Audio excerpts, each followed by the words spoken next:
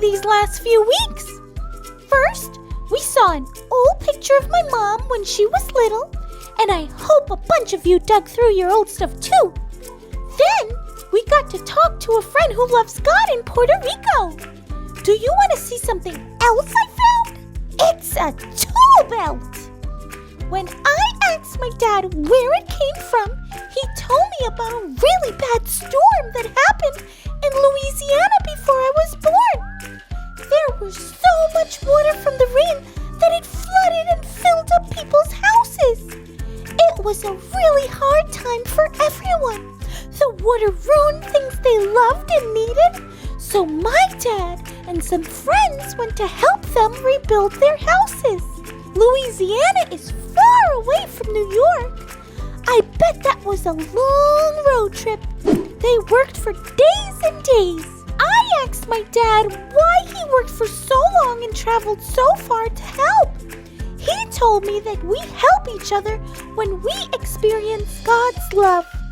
God helps us when we help others. I really like the thought of building homes and things for people, but I wonder what I can do to help.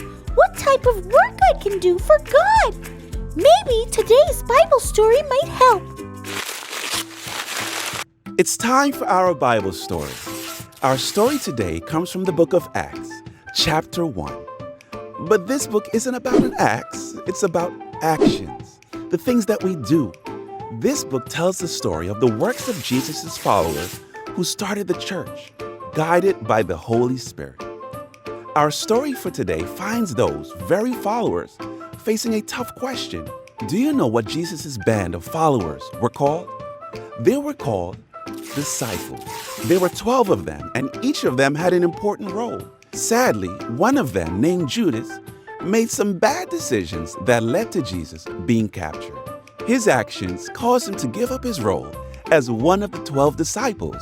It was sad, and it upset Jesus and all of the disciples, but they couldn't stay sad. There was work to do. After Jesus died and came back to the disciples one last time, they knew that the good news of God had to be spread everywhere. And in order to do that, they needed to find someone who could take on the leadership that Judas left. It was a big decision. They narrowed it down to 2.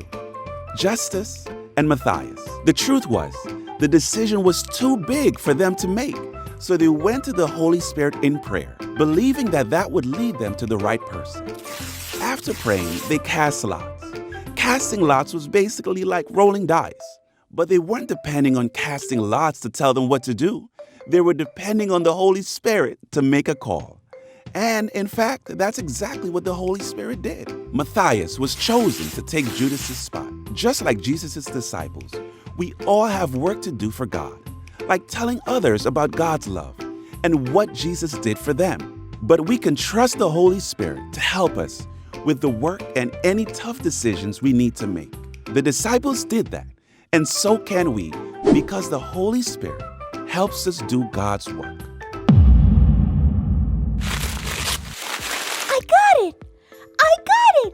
I thought of something I can do to help others too.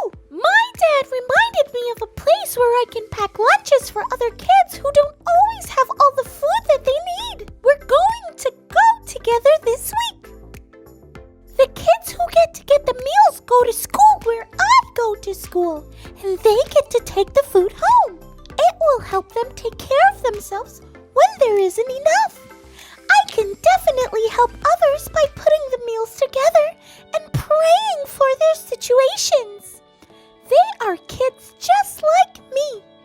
I am so excited I can do something for God in my own way. What are some ways you can do God's work? Let me know next time, okay? Remember, the Holy Spirit helps us do God's work. Thanks for growing with me, friends.